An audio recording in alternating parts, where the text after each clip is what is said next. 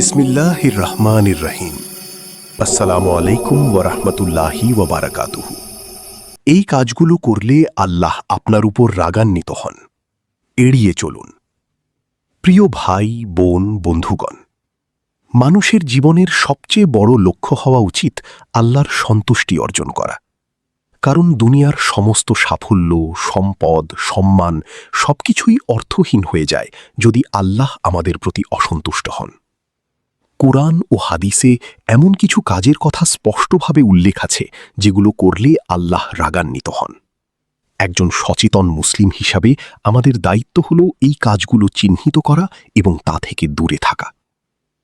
এই ভিডিওতে আমরা বিস্তারিতভাবে জানব কোন কাজগুলো আল্লাহর অসন্তুষ্টির কারণ, কেন এগুলো এত ভয়ঙ্কর এবং কিভাবে আমরা এগুলো থেকে নিজেকে রক্ষা করতে পারি। ১. শিরক করা, আল্লাহর সাথে কাউকে শরিক করা। শিরক হল সবচেয়ে বড় গুনাহ। আল্লাহ বলেন তিনি সব গুনাহ ক্ষমা করতে পারেন, কিন্তু শিরক ক্ষমা করেন না, যদি তাওবা ছাড়া মৃত্যু হয়। কেন এটি ভয়ঙ্কর? এটি সরাসরি আল্লাহর একত্ববাদ অস্বীকার করা। মানুষের সৃষ্টি ও সৃষ্টিকর্তার সম্পর্ককে ধ্বংস করে দেয়। উদাহরণ: আল্লাহ ছাড়া অন্য কারো কাছে সাহায্য চাওয়া, গায়েবী সাহায্যের ক্ষেত্রে। কবর, পীর বা কোনো মানুষকে অতিরিক্ত ক্ষমতা দেওয়া। সমাধান: তাওহীদকে দৃঢ়ভাবে ধারণ করা, লা ইলাহা ইল্লাল্লাহ এর অর্থ বুঝে জীবন পরিচালনা করা। 2. নামাজ ত্যাগ করা। নামাজ হল ইসলামের স্তম্ভ। যে ব্যক্তি ইচ্ছাকৃতভাবে নামাজ ছেড়ে দেয় সে আল্লাহর কাছে অত্যন্ত অপছন্দনীয়। কেন এটি আল্লাহকে রাগান্বিত করে? এটি আল্লাহর সাথে সম্পর্ক ছিন্ন করার মতো, কৃতজ্ঞতার অভাব প্রকাশ করে।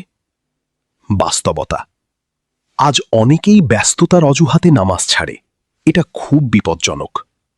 সমাধান: প্রতিদিন 5 ওয়াক্ত নামাজ সময় মতো আদায় করা, প্রয়োজনে অ্যালার্ম ব্যবহার করা। 3. পিতামাতার অবাধ্য হওয়া। পিতামাতার অবাধ্যতা একটি বড় গুনাহ। আল্লাহ কুরআনে তার ইবাদতের পরেই পিতামাতার হক আদায়ের কথা বলেছেন। কিভাবে এটি ঘটে? তাদের সাথে খারাপ ব্যবহার, তাদের কথা অবহেলা করা, বৃদ্ধ বয়সে যত্ন না নেওয়া। সমাধান: সবসময় তাদের সাথে নম্র আচরণ করা, তাদের জন্য দোয়া করা। 4. অহংকার, গর্ব করা। অহংকার এমন একটি গুনাহ যা মানুষকে ধ্বংস করে দেয়। শয়তান অহংকারের কারণেই আল্লাহর আদেশ অমান্য করেছিল। লক্ষণ: নিজেকে অন্যদের চেয়ে বড় মনে করা, অন্যকে তুচ্ছ তাচ্ছিল্য করা। সমাধান: নিজেকে সবসময় আল্লাহর বান্দা হিসেবে ভাবা, নম্রতা চর্চা করা। 5. মিথ্যা বলা। মিথ্যা বলা একটি ভয়ঙ্কর অভ্যাস। এটি মানুষকে ধীরে ধীরে পাপের দিকে নিয়ে যায়। পরিণতি: মানুষের বিশ্বাস নষ্ট হয়, সমাজে বিশৃঙ্খলা সৃষ্টি হয়। সমাধান: সব পরিস্থিতিতে সত্য কথা বলা, ইভেন যদি তা নিজের বিপক্ষে যায়। 6. সুদ খাওয়া, রিবা। সুদ এমন একটি গুনাহ যার বিরুদ্ধে আল্লাহ ও তার রাসূল যুদ্ধ ঘোষণা করেছেন। কেন এত ভয়ঙ্কর? এটি সমাজে অন্যায় ও শোষণ সৃষ্টি করে, দরিদ্রকে আরও দরিদ্র করে। সমাধান: সুদভিত্তিক লেনদেন থেকে সম্পূর্ণ দূরে থাকা। 7. গীবত ও অপবাদ দেওয়া। অন্যের অনুপস্থিতিতে তার দোষ আলোচনা করা গীবত, যা কোরআনে মৃত ভাইয়ের মাংস খাওয়ার সাথে তুলনা করা হয়েছে। প্রভাব: সম্পর্ক নষ্ট করে, অন্তরে কালো দাগ ফেলে।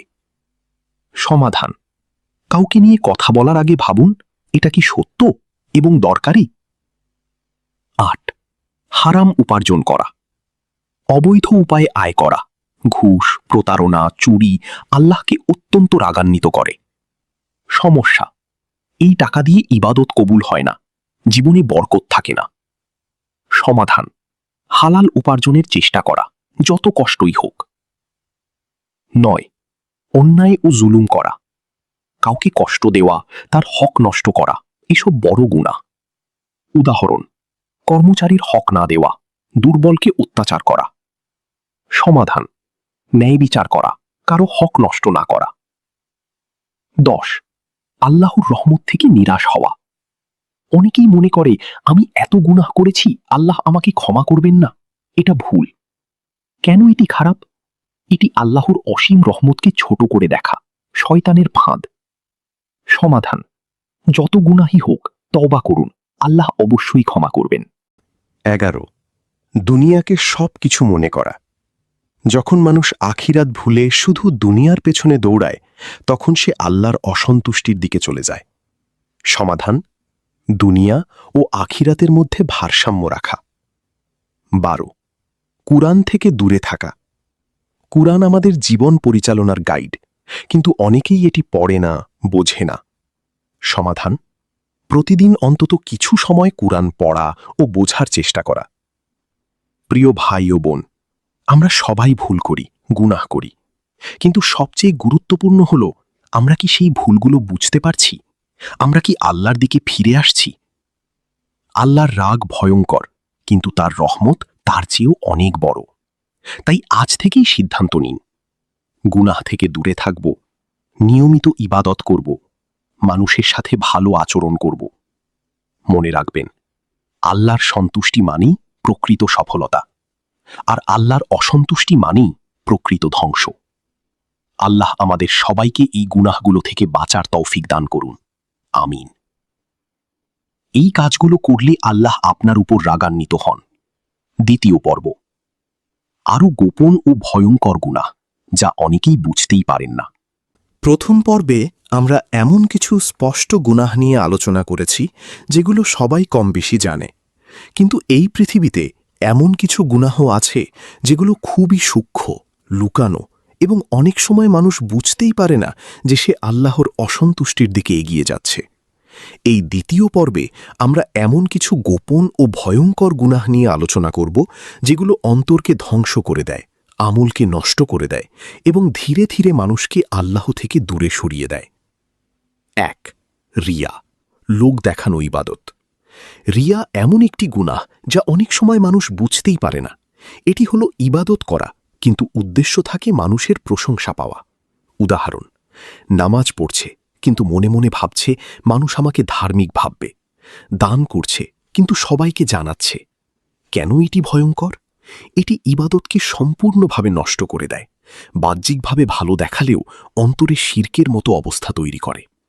সমাধান: নিজেকে প্রশ্ন করুন, আমি এটা কার জন্য করছি? শুধু আল্লাহর সন্তুষ্টির জন্য কাজ করার অভ্যাস করে তুলুন। 2. হিংসা, হাসাদ।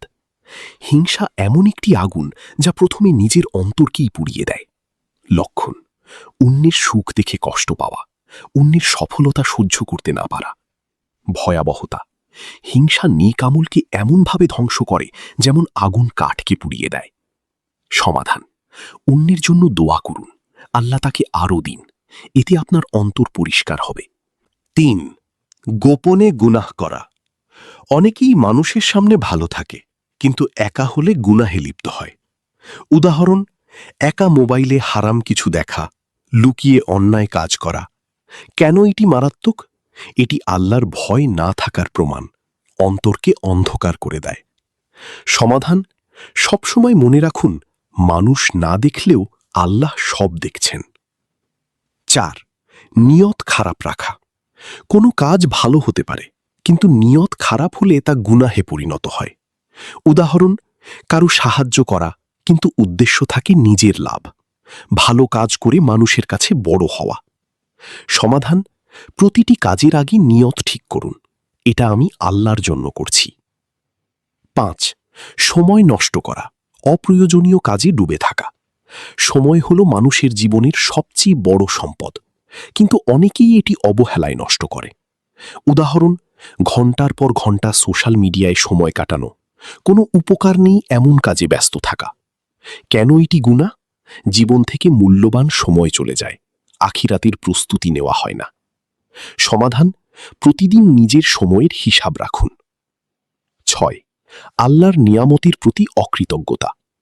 অনেকেই আল্লাহর দেওয়া অসংখ্য নিয়ামত উপভোগ করে, কিন্তু কৃতজ্ঞতা প্রকাশ করে না। লক্ষণ: সবসময় অভিযোগ করা, যা আছে তা নিয়ে সন্তুষ্ট না থাকা। সমাধান: প্রতিদিন অন্তত 5টি নিয়ামতের জন্য আল্লাহকে ধন্যবাদ দিন। অন্যকে ছোট করা। তুচ্ছ-তাচ্ছিল্য। এটি একটি সূক্ষ্ম অহংকার। উদাহরণ, গরিব মানুষকে অবহেলা করা, কারো ভুল নিয়ে হাসাহাসি করা। সমাধান, সব মানুষকে সম্মান করুন, কারণ আল্লাহর কাছে কে বড় তা আমরা জানি না। 8. দোয়া না করা। অনেকেই দোয়া করা ছেড়ে দেয়, মনে করে আমার দোয়া কবুল হবে না। কেন এটি ভুল?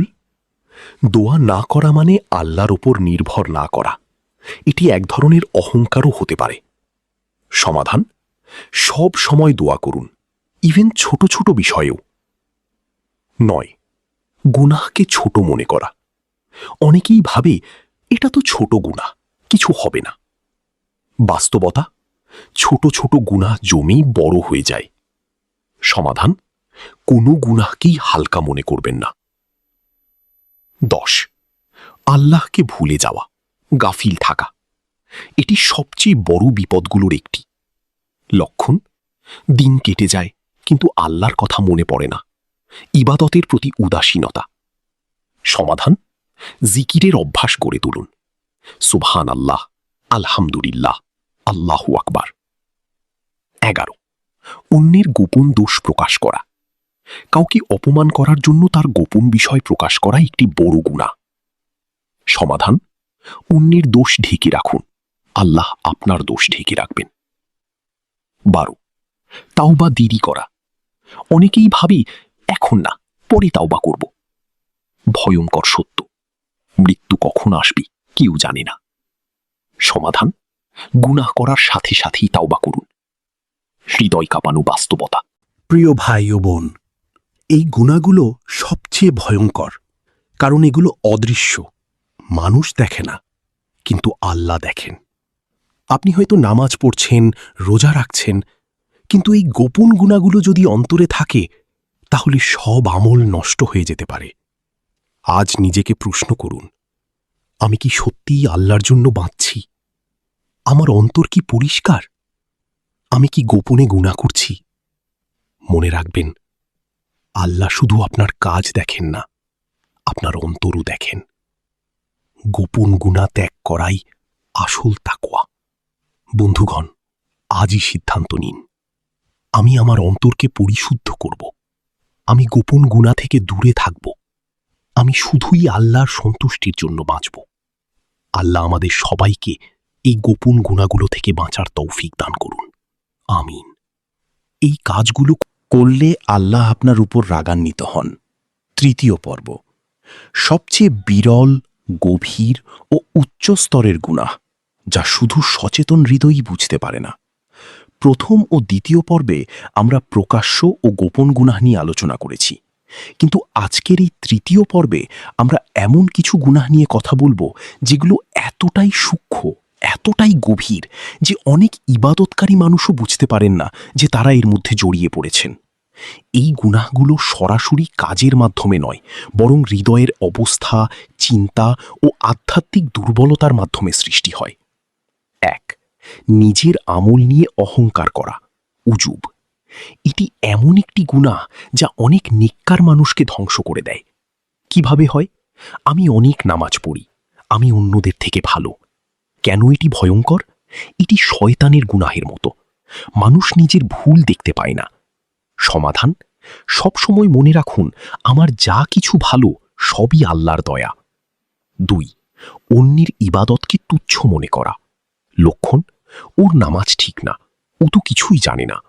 সমস্যা, এটি হৃদয়ে লুকানো অহংকার, ভাই বোনের প্রতি সম্মান কমিয়ে দেয়।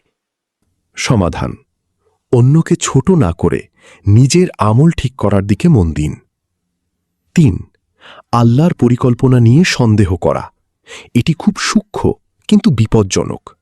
উদাহরণ, আল্লাহ কেন আমার সাথে এমন করলেন? আমার দোয়া কেন কবুল হল না? কেন এটি ভয়ঙ্কর? এটি ঈমানকে দুর্বল করে, আল্লাহর হিকমতের উপর আস্থা কমায়। সমাধান, বিশ্বাস রাখুন, আল্লাহ যা করেন তা সর্বোত্তম। 4. দুনিয়ার ভালোবাসা হৃদয়ে গেঁথে ফেলা। এটি এমন এক গুনাহ যা ধীরে ধীরে আখিরাতকে ভুলিয়ে দেয়। লক্ষণ, দুনিয়ার জন্য সবকিছু করা, আখিরাতের চিন্তা না করা। সমাধান: দুনিয়াকে ব্যবহার করুন, ভালোবাসবেন না। 5. ইবাদতে গাফিল হয়ে যাওয়া, স্পিরিচুয়াল বার্নআউট। বাস্তবতা: অনেকেই শুরুতে খুব আগ্রহ নিয়ে ইবাদত করে, কিন্তু ধীরে ধীরে তা কমে যায়। কেন এটি সমস্যা? এটি ঈমানের দুর্বলতার লক্ষণ। শয়তান ধীরে ধীরে মানুষকে দূরে সরিয়ে দেয়। সমাধান: কম হলেও নিয়মিত ইবাদত করুন। 6. গোপনে অন্যকে কষ্ট দিয়ে নিজেকে ভালো ভাবা। উদাহরণ: কারো মনে কষ্ট দিয়ে বলা, আমি তো ঠিকই বলেছি। কাউকে অপমান করে নিজেকে ধার্মিক ভাবা। সমাধান: আপনার কথা ও আচরণ অন্যের হৃদয়ে কেমন প্রভাব ফেলছে তা ভাবুন। 7. আল্লাহর স্মরণে আনন্দ না পাওয়া। এটি একটি গভীর আধ্যাত্মিক সমস্যা। লক্ষণ: নামাজে মন না বসা, কুরআন পড়তে বিরক্ত লাগা। কেন এটি ভয়ঙ্কর? এটি হৃদয়ের রোগ, ঈমান দুর্বল হওয়ার লক্ষণ। সমাধান: গুনাহ ত্যাগ করুন, কারণ গুনাহই হৃদয়কে কঠিন করে দেয়। 8. নিজের গুনাহকে যুক্তি দিয়ে বৈধ করার চেষ্টা। উদাহরণ: সবাই তো এটা করে, এটা না করলে চলবে না।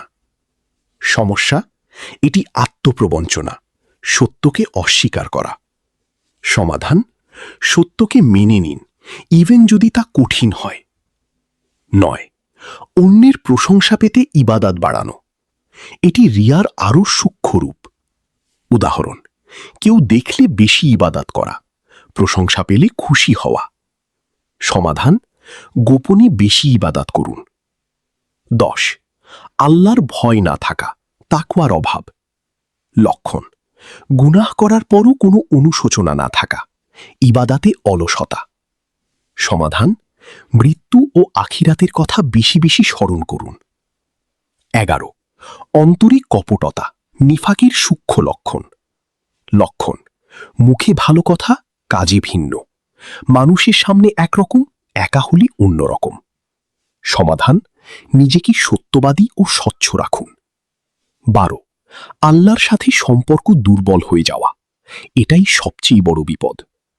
লক্ষণ: দোয়া করতে ইচ্ছে না হওয়া, আল্লাহর কথা মনে না পড়া। সমাধান: একটি নির্দিষ্ট সময় ঠিক করুন, প্রতিদিন আল্লাহর সাথে নিঃশব্দে কথা বলার জন্য। উপসংহার: গভীর আত্মজিজ্ঞাসা।